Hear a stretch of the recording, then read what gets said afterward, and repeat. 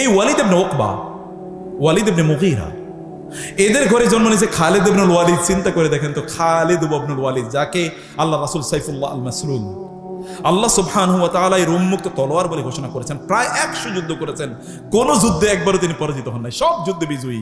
কি ইসলামের পক্ষে, কি ইসলামের বিপক্ষে। এবং কার ঘরে জন্ম নিয়েছে? ইসলামের সবচেয়ে বড় শত্রুর ঘরে জন্ম নিয়েছে খালিদ ইবনুল ওয়ালিদ। এবং জানেন, খালিদ ইবনুল ওয়ালিদ যখন মারা যান, ইন্তেকাল করেন, তিনি তার বিছানায় তিনি ইন্তেকাল করছেন। এর মধ্যে শত যুদ্ধ তিনি করে ফেলেছেন ইসলামের পক্ষে। যেখানে গিয়েছেন খালিদ ইবনুল ওয়ালিদ, তার বিপরীতে 1 লক্ষ সৈন্য মাঠে আছে, আরো 1 লক্ষ সৈন্য আছে রাস্তায়, তারা অংশগ্রহণ করবে। তিনি মাত্র 3000 সৈন্য নিয়ে গিয়েছেন। 3000 সৈন্য নিয়ে ওদেরকে পরাজিত করে তারপরে মদিনায় তিনি ফিরে এসেছেন। সত্য 2 লক্ষ, তিনি মাত্র 3000, মানে আপনি প্রায় দ্বিগুণের চেয়ে বেশি, প্রায় প্রায় আপনার কি মানে 200 গুণ, প্রায় যদি এরকম একটা অবস্থা, প্রায় 100 গুণ প্রায় এরকম একটা অবস্থায়, প্রায় 100 গুণ এরকম সৈন্যদেরকে পরাজিত করে তারপরে তিনি চলে এসেছেন মদিনায়। এবং তিনি তার বিছানায় তিনি মারা যাচ্ছেন, তিনি তার জামাটা খুলে দেখালেন, দেখো তো আমার শরীরে, দেখো তো আমার শরীরে এমন কোনো জায়গা আছে কিনা যেখানে তলোয়ারের চিহ্ন নাই, তলোয়ারের আঘাতের অথবা তীরের আঘাতের অথবা বর্ষার আঘাতের এমন কোন জায়গা আছে? না, কোনো জায়গা নেই, সব জায়গায় ক্ষত ক্ষত। বলে আমি কি প্রাণান্তকরভাবে চেষ্টা করেছিলাম, যুদ্ধের মধ্যে আমি মারা যাবো, আমি শহীদ হব, আমার কি চেষ্টা ছিল, কি আগ্রহ ছিল, কি আকাঙ্ক্ষা ছিল, কিন্তু দেখো আমি আমার এই বিছানায় মারা যাচ্ছি, অথচ যুদ্ধ করে আমার জীবনটা কাটিয়ে দিয়েছি। কেউ একজন তাকে বললেন, ইয়াস, আপনার কি মনে নেই আল্লাহ রাসূল আপনাকে সাইফুল্লাহ আল মাসলুল বলেছে? আপনি কেন মন খারাপ করছেন? আপনি কি জানেন না যে ব্যক্তি শাহাদাতের তামান্না করে তিনি যদি তার বিছানায় মারা যায়, তাহলে আল্লাহ তাআলা তাকে শাহাদাতের মর্যাদা প্রদান করবেন। এরপরে তিনি মারা গেলেন। মদিনায় নারীরা কান্নার রোল, কারণ প্রত্যেকটা নারী স্বপ্ন দেখতো তার ঘরে যদি একটা খালিদ ইবনুল ওয়ালিদ জন্ম নিত। যখন তিনি মারা যান, মদিনায় কান্নার রোল পড়ে যায়। ওমর রাদিয়াল্লাহু তাআলা তখন খলিফা, আমিরুল মুমিনিন। লোকেরা এসে বলে, আমিরুল মুমিনিন, মহিলারা কাঁদতেছে, আমরা বাইরে থেকে কান্নার শব্দ শুনছি, আপনি কিছু বলবেন না? এভাবে কান্না করে তো নিষিদ্ধ। ওমর রাদিয়াল্লাহু তাআলা ঘর থেকে বের হবেন, এমন সময় তিনি দেখলেন তার ঘর থেকেও কান্না বের হচ্ছে। ওমর বলে, কাঁদে কে? বলে হাফসা। হাফসা হচ্ছেন রাসূল সাল্লাল্লাহু আলাইহি ওয়াসাল্লামের স্ত্রী, ওমর রাদিয়াল্লাহু তাআলার মেয়ে। হাফসা কাঁদছে, এবং হাফসা কাছে ওয়া খালেদা, হায় খালেদ বলে কাঁদছে। ওমর রাদিয়াল্লাহু বসে পড়লেন, তিনিও কান্না শুরু করে দিলেন। তিনি বলেন, হাফসারা যদি খালেদের জন্য কাঁদে, তাহলে গোটা মুসলিম উম্মাই খালেদের জন্য কাঁদা উচিত। আমি এই কান্না থেকে মানুষকে থামাতে পারবো না, কাঁদাই উচিত, এটা খালেদের জন্য কাঁদা উচিত। তা আপনারা তো এই বয়সে আছেন, আপনারা কেন একজন খালেদ হবেন না? কেন হবেন না? আপনার সেই শক্তি কি নাই?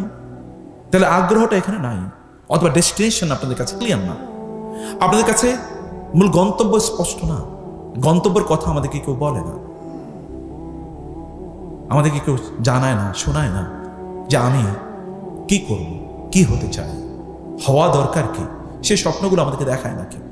খুবই আনফর্চুনেটলি আমরা ভিন্ন একটা গ্রহে বসবাস করছি।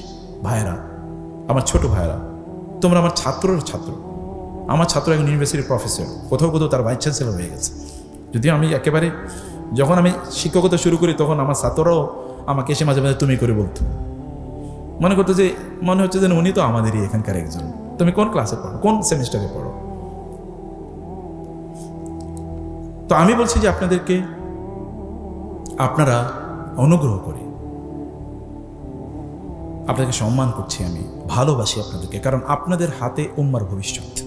আপনার জেগে উঠলে এই উম্মাকে কেউ দমিয়ে রাখতে পারবে না। এবং আপনাদেরকে দমিয়ে রাখার জন্য গোটা পৃথিবীর সকল আয়োজন, জানেন, আপনাদেরকে দমিয়ে রাখার জন্য, আপনি যেন জেগে না ওঠেন, এই কারণে সকল আয়োজন, গোটা পৃথিবীর সব কিছু। আপনার ঘুমিয়ে থাকবেন না প্লিজ। আমাদের কবি তো এই কথা বলে গিয়েছেন, তোমার ছেলে জাগলে মাগো রাত পোহাবে তবে। মা, তোমার ছেলে জাগে, তুমি আমাকে কেন ঘুম পাড়িয়ে রাখছো, কেন ঘুমিয়ে থাকতে বলছো তুমি? আমি জাগলে তো রাত পোহাবে। গোটা উম্মার উপর রাত জেগে এসছে, দেখেন না আপনারা? গোটা মানবতার উপর যারা রাত জেগে উঠেছে, দেখেন না আপনারা? আপনাকে জেগে উঠতে হবে পজিটিভলি, তার জন্য নিজকে তৈরি করতে হবে। এবং নিজের তৈরি করার জন্য 1 নম্বর ধাপ হলো ফোকাস। আপনি কি করতে চান তা নির্ধারণ করুন। আপনি যা হতে চান, positive, do become something positive. আপনি টাকা পয়সার মালিক হতে চান, আমার কোনো আপত্তি নেই, আপনি একজন সুলাইমান হন আলাইহিস সালাম। এবং তিনি আল্লাহকে বলেছেন, আল্লাহ তুমি আমাকে এমন রাজত্ব দাও, লা ইয়ামবাগি লিআহাদিন মিন বাদি, এমন রাজত্ব আর কাউকে দেবেন না আপনি, আমাকে এমন রাজত্ব দেন। এবং আল্লাহ কি রাজত্ব দিয়েছেন? জিনদেরকে আল্লাহ সুবহানাহু ওয়া তাআলা সুলাইমান আলাইহিস সালাম চাকর বানিয়ে দিয়েছেন। জিনরা তার কি করতো? বান্নাই ওয়া গাওয়াস, তার জন্য বিশাল অট্টালিকা নির্মাণ করতো, প্রাসাদ নির্মাণ করতো, বিল্ডিং নির্মাণ করতো। ওয়া গাওয়াস, এবং সমুদ্রে ডুব দিয়ে সেখান থেকে মণিমুক্তা আহরণ করে নিয়ে আসতো জিনরা তার জন্য। আর জিনরা তার জন্য কি ফার্মার হিসেবে, কৃষক হিসেবে কাজ করতো। এমন অবস্থা আল্লাহ তাআলা সুলাইমান আলাইহিস করেছেন। আপনারা সেটা করতে পারেন, নো প্রবলেম, কিছু একটা আপনি করুন। আপনি অথবা আপনি জুলকারনাইনের কথা একবার চিন্তা করে দেখেন, একবার সর্বপশ্চিমে গিয়েছেন, সর্বপূর্বে গিয়েছেন, মেডল জায়গায় গিয়েছেন, এবং ইয়াজুজ মাজুজের মতো এই ভয়ঙ্কর বিধ্বংসী বাহিনীকে ঠেকিয়ে দেওয়ার জন্য দেয়াল নির্মাণ করে দিয়েছেন না তিনি? সূরা কাহাফে আপনারা পড়েছেন। আপনি তেমন হন, সমস্যা কি? সারা পৃথিবী চষে বেরিয়েছেন, গোটা পৃথিবী কন্ট্রোল করবেন। মোহাম্মদ বিন কাসেম যখন এই অঞ্চলে আসে, আপনাদের চেয়ে বয়স কম, 18 বছর বয়স। মোগল সাম্রাজ্য এর পূর্বে, মোগল সাম্রাজ্য বাবররা যখন এখানে আসে, বাবরদের বয়স কত? আচ্ছা, ইখতিয়ারউদ্দিন মোহাম্মদ বিন বখতিয়ার খিলজি যখন এই বাংলায় আসে, নদিয়াতে আসে, তার বয়স কত ছিল? আপনার বয়সী, আপনাদের বয়সী। তো আপনাদের তো এটা তো বিজয়ের বয়স, এটা তো ঘুমিয়ে কাটানোর বয়স না, এটা তো ফেসবুক দেখার বয়স না, এটা তো ইউটিউব দেখার বয়স না, এটা তো কোনো একটা মেয়েকে দেখার পর ওর দিকে তাকে এরপরে আটফেল করে পড়ে গেলেন, বয়স না। আপনি কেমন তা করবেন? আপনি তো তার চেয়ে অনেক ঊর্ধ্বে, অনেক বড়, অনেক কিছু, আপনার অনেক কিছু করার আছে। এই জাতির প্রতি, মায়েদের প্রতি, বাবাদের প্রতি, প্রতিষ্ঠানের প্রতি, অন্যদের প্রতি দেখান যে ইউ ক্যান ডু সামথিং, আপনি কিছু একটা করতে পারেন। সে কারণে আপনাকে ফোকাসটা ঠিক করেন প্লিজ, এবং এনার্জি এখানে দেন।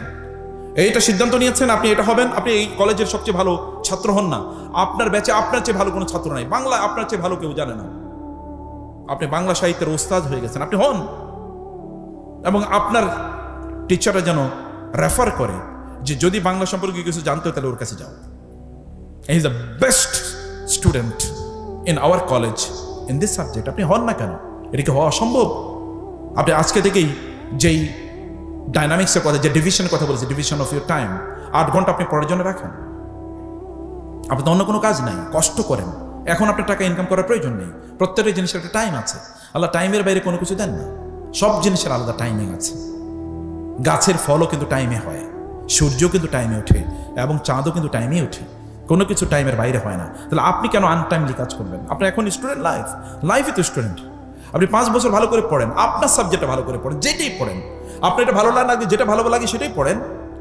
আর আপনি যদি পড়াশোনা ভালো না লাগে, তাহলে যেটা ভালো লাগে এটা করা শুরু করে দেন, যেটা আপনার ভালো লাগে, যেটার মধ্যে আপনার প্রপেন্সিটি আছে, যেখানে আপনার প্রসপেক্ট আছে, পটেনশিয়াল আছে, আপনি মনে করেন এই জায়গায় আপনি ভালো করতে পারেন, ডু দ্যাট। আপনি এখন ফেসবুক করেন, এই ছেলে তো ফেসবুকের মার্ক জাকারবার্গ, সে তো চাকরি পাচ্ছিল না, সে নিজে নিজে ওই স্টুডেন্ট লাইফে চিন্তা করলো কিভাবে বন্ধুদের মাঝে একটা কমিউনিকেশন সিস্টেম ডেভেলপ করা যায়। এখন আপনি এই পৃথিবীর সবচেয়ে 2 নম্বর, 3 নম্বর, 4 নম্বর ধনীতে পরিণত হয়েছে। যে বেটা অ্যামাজন তৈরি করেছে, এই যে মানে একটা মার্কেট প্লেস, এর বাইরে তো কোনো কিছু না, সে তো প্রোডাকশন দেয় না, এখন প্রোডাকশন দেয়, কিন্তু এর আগে চিন্তা করছে যে কিভাবে অন্যরা জিনিসগুলো আইনা বিক্রি করবে, বিক্রি করেছে। এবং দেখেন তখন অবস্থাটা কি। আপনি ডু সামথিং, যাই করেন না কোনো, ভালো একটা কিছু করেন, স্টার্ট সামথিং, কিছু একটা শুরু করে দেন।